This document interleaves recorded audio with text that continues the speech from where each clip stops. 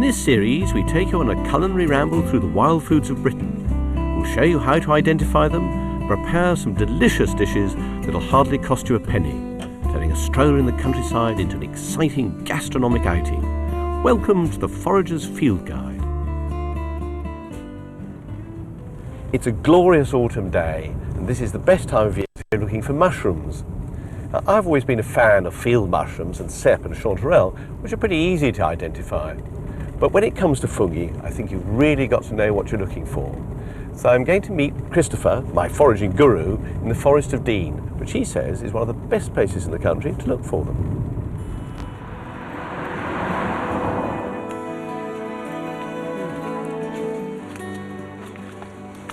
Back in the Forest of Dean, Christopher. We are, Matthew, and I love it. I'm told it's a wonderful environment for mushrooms. Is that the case? Well, being a forest, it is, but I think there's some special features of this one which make it most interesting for us. One, it's a working forest, and you can see large areas of conifers, and under them there are particular forms of mushrooms. But if you look out there, you can see those paler trees. They're broadleaves, mainly oak and beech, and under there are different environments and different mushrooms again. So there's a wonderful mix of environments in a big area. I think someone told me there's something like 3,000 varieties of fungus. Not all of them are edible, are they? No, not all of them are here either. But a lot of the ones that we're likely to find are edible. And you're going to show me how I can tell the edible mushroom from the inedible mushroom. Yes, and you're going to show me how we can best eat them. Okay, let's set off on our voyage of exploration. As we ventured ever deeper into the forest, Christopher reminded me of a few basic foraging rules that everyone should adopt. First, always ask the landowner's permission before foraging. Be particularly cautious when picking wild mushrooms to avoid suffering a nasty tummy upset or worse.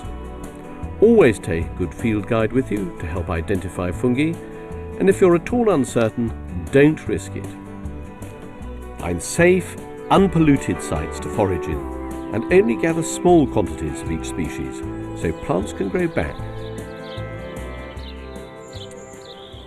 Christopher, I think that the British tend to be slightly nervous about picking mushrooms. Should we be? Yeah, I think they're almost paranoid, aren't they?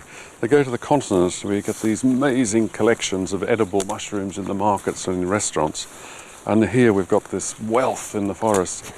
If you're going to go out looking for mushrooms, are there any sort of precautions or books or anything you can take with you beforehand? I think what people have got to do is just be absolutely cautious when they go out, and there are simple things they can do. They could either learn how to identify mushrooms, they could go with someone who they know knows what they're doing, and there are some excellent guidebooks they can take which will help them identify.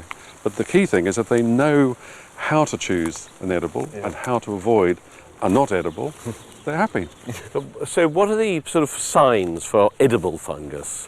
Well, first of all, you need to know them, but to identify fungi, we can look at this one here. I'll show you. What is this? Well, this is a parasol, actually, a little group of parasols, a little bit battered because not only do we like them, but slugs and squirrels like them and things tread on them. Natural food. Yeah, now this is very interesting. Just to give you an idea, with this particular one, if you pick it, they're very brittle, but if you pick it, the sort of what you're looking for is the nature of the stem, whether it's got a bulb at the bottom. It's quite helpful for the amantias, and a very famous important one is the ring. Look at this. Now with the parasols, the ring actually around the stem pops out. The next thing is the cap, which is the top of the cap. This is a parasol. It's got a little nipple on the top, like the top of a brolly. It does. And it's brown and it's slightly scaly for this particular species.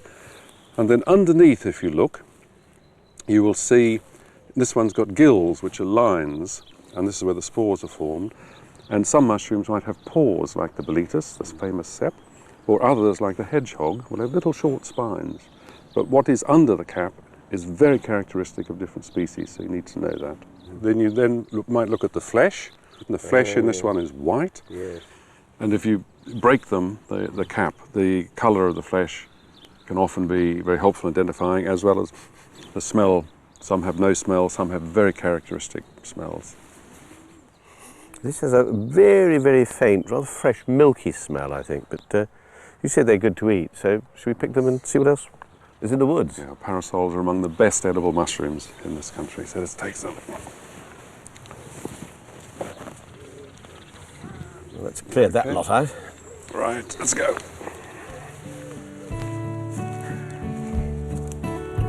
Parasols can also be found growing in pasture alongside the more familiar species like field mushrooms and shaggy inkcaps, all delicious edible species. Meanwhile, back in the woods, the search continued for a highly prized culinary mushroom. Oh yeah, look, a little appearance of... They look like chanterelle, yes. Let's have a look and see. Now, if you look at it, you can see first this lovely orangey, apricot-y colour, and then notice how the gills run down the stem. They don't run across and bump into it in a normal mushroom. And in the top, it's sort of funnel-shaped. It's not a flat, rounded top. Now, you smell it and tell me what you notice. Apricot. All very characteristic of chanterelle. Now, do they get much larger than this? These are quite small ones. They can be 2.5 inches across, but they're still good to eat this size. Shall we pick some? Yeah. Finish these off. You have the last one. Okay. We'll head off down here and see what else we can find. There are lots of different varieties of mushroom, aren't there? Yes, and they all grow in totally different habitats, or a great mixture of habitats. Huh. Matthew, look here. Neatly camouflaged. Look at these. Can you see them? No, I hardly see anything at all. Oh, hang on a second. These? Those, yes. Do you know what they are? They look just like bits of old leaf, really. And if we just get one out so you can see they're little trumpets. In fact, they've got a rather depressing French name, which is Trompette des Morts.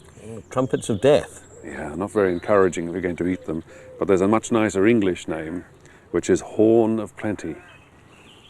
They've got a sort of distinctive smell, sort of very mushroomy, but it's as if they picked up the flavour from the floor of the wood.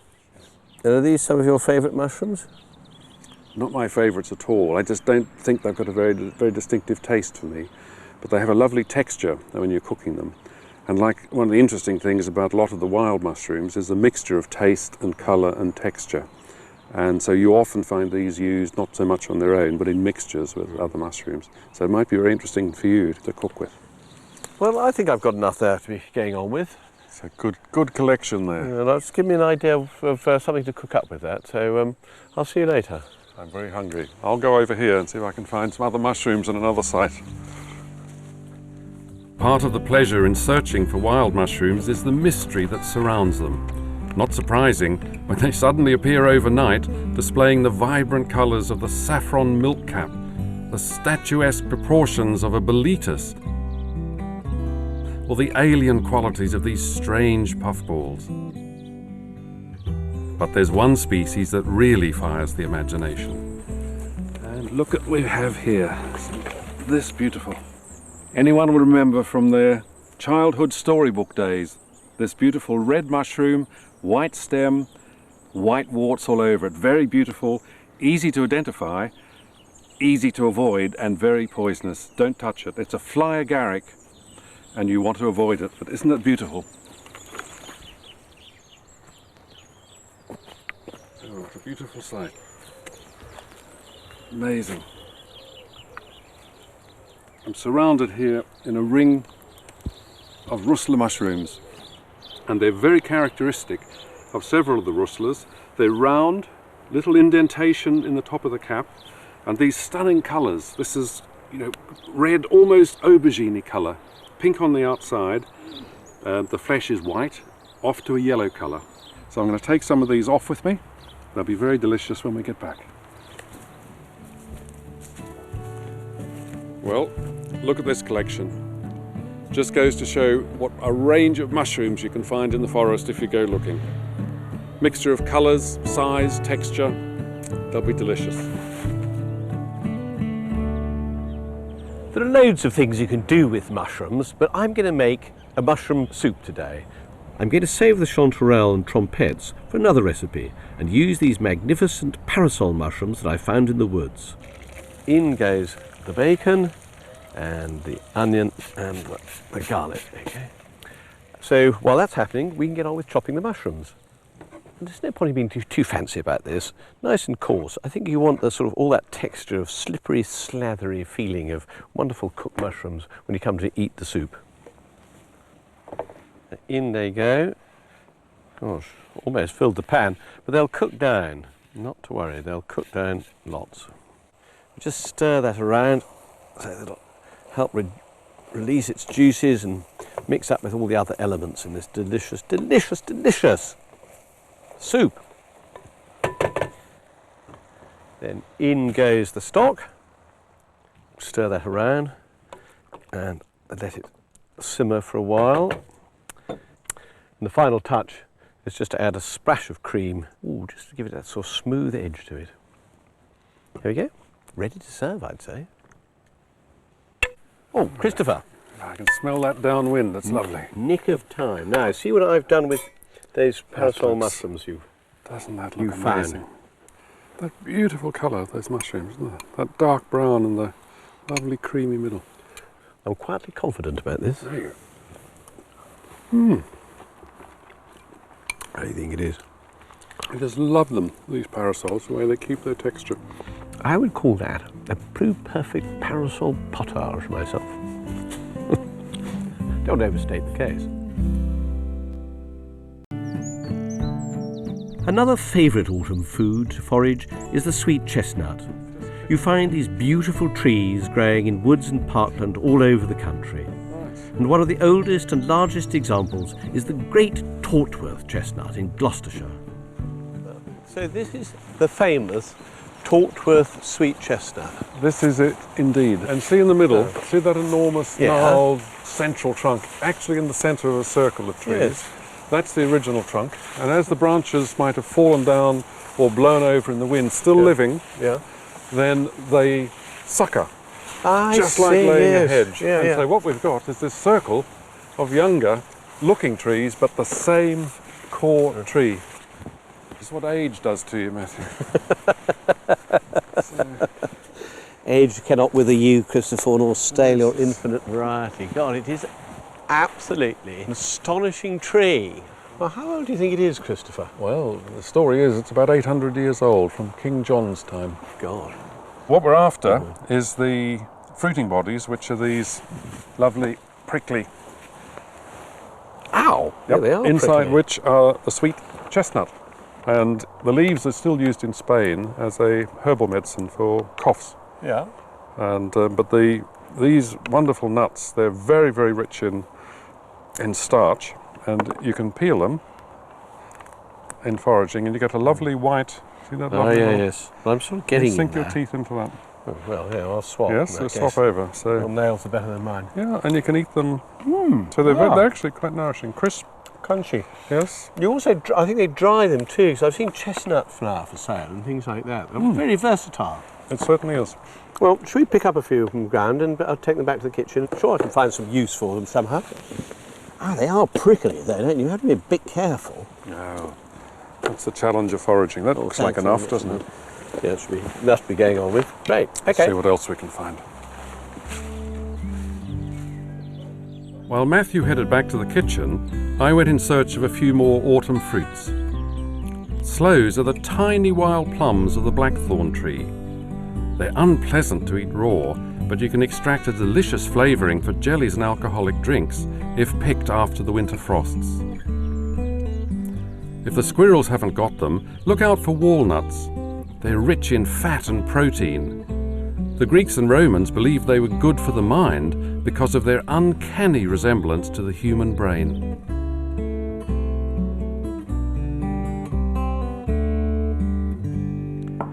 As you can see, Christopher and I have had the most wonderful foraging this morning, and we found these fantastic mushrooms, which are, for me, are the essence of autumn foraging. I'm not going to tell you exactly where we found them, because otherwise you might go and pick them all for yourselves. But I'm going to use them to make a mushroom strudel, which is a slightly unusual dish, but I think it's a really wonderful way of using up these autumnal fruits, because that's what they are. And before we get on to the strudel, I just want to show you these beautiful chestnuts that Christopher and I found this morning.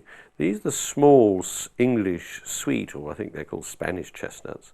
And these are, I bought some bigger ones to help fill them out a bit. But we'll put those to one side for the moment and to get on with the strudel.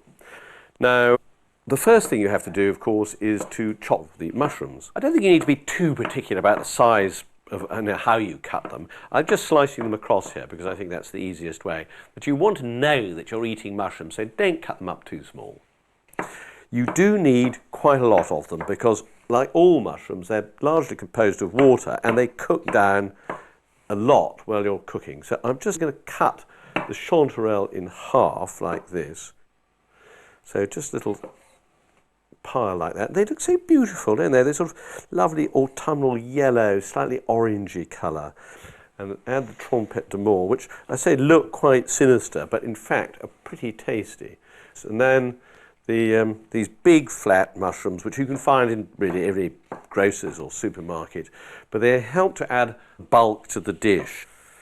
The onion, I think, is ready now. It's nice and translucent along with the garlic, so it's time to put the mushrooms in. And then it's a matter of just turning them over in the butter a bit, just so that they're coated, and they'll begin to cook quite rapidly. Okay, I think they've given off their juices, so time to add the masala.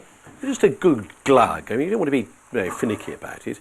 It's adding another layer of flavour to the mixture that's already there. And oh, the smells are just sensational. This is going to be an absolute wonderful dish to eat. I can taste it already in my mouth. Then it's time to put in the parmesan. Just sprinkle it in. Well, I put in sort of a couple of tablespoonfuls there.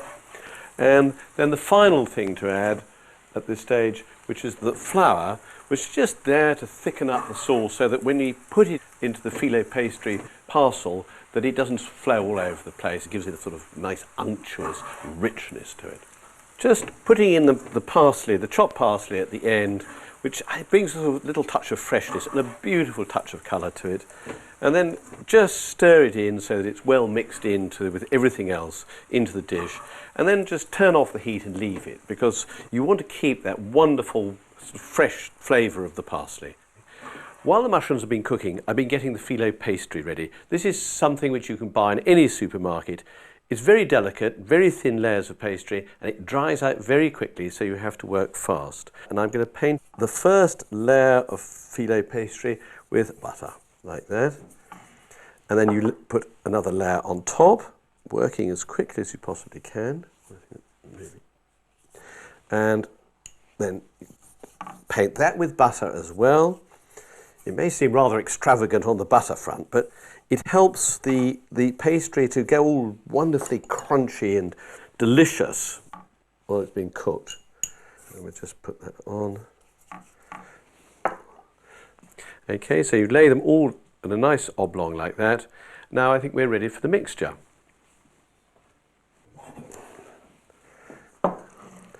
Doesn't that look absolutely beautiful and sensational and ooey and gooey, and don't you just want to eat it? Just spread this out evenly. Don't let it get too near the edges, because you want to seal those on to try and keep in as much of the juice as possible. There'll probably be a little bit of leakage in the course of cooking, but I don't think that's anything to worry about too much. Okay, and then it's just a matter of rolling it up neatly, like this, on itself, just like a Swiss roll. I mean, the principle is exactly the same. Well, I'm just tucking in the ends there so that we don't lose any of those wonderful juices during the cooking. There'll probably be a little bit of leakage, but never mind. And then the final act is just to paint the outside with the beaten egg. It also helps seal up the ends there and produces a lovely glossy finish, and it's ready for the oven. Well, in the end, I had enough for 2 little parcels. They may not look much at the moment, but pop them into the oven for 15 minutes, and then we'll see. With a few minutes to spare, I set to work on the chestnuts we gathered earlier. To remove the hard outer skin, make a small cut with the tip of a knife, put them in water and boil for a few minutes. Leave them to cool slightly before peeling away the now soft skin. For a really delicious pudding, pop the peeled sweet chestnuts into a saucepan. Add a couple of tablespoonfuls of sugar and a good slug of white port. And place over a high heat for a few minutes. Once the liquid has reduced slightly, add a generous splash of cream, some vanilla essence, and stir. Serve while still warm for a deliciously different autumnal pudding. Hi, Christopher. Hello, Matthew. Wonderful autumn weather out there. How's it been going? Very good. Well, I've been running around looking for nuts and late autumn fruits, and we've got these beautiful wet walnuts. Means they're just off the tree. We've taken the husk off. They're fresh walnuts. They're quite different, aren't they, from the ones sort of conventional ones? They're completely different nuts. When you crack them, you get this lovely white, crisp, fresh flavour. And look at these lovely sloes now. Sloe gin. I've always made sloe gin. Sloe gin or sloe vodka I prefer. It doesn't have the flavour of gin, but that is very good. What else can you do with them? Well, people forget that these are basically native, wild, tiny plums, related to damson, not the wild plum. And if you get them when they're very ripe, must be very ripe, so late in autumn, in early winter, after the frosts, they make a delicious, very tangy plum sauce. Well, I want to convince you that I haven't been idle either. Feast your nose and eyes on that. Look like Matthew fought pasties. I'll go and wash, get ready, and wait. Okay, see you later. Voila, Christopher, your main course. What do you think? That's exceptional. What you've managed to do in there, you very rarely see with mushrooms. You can get the colour, the texture of each is remaining, and I can actually taste each different mushroom. Normally they're just blended into a mush. That's fantastic. I think it's sort of like a divine squidge, but I think the textures come through really beautifully, and I agree with you about the flavours. That's very good indeed. Anyway, sadly, I think this is the last of our foraging forays, isn't it? It's the last of this season only, but isn't it been exciting? I really enjoyed this wonderful, food we created from what we found. Well, I've learned a hell of a lot. I have enjoyed it enormously. Well, I've eaten, which is wonderful. So at the end of one season, we can look forward to another one. Off again? Here's the next season. Next season.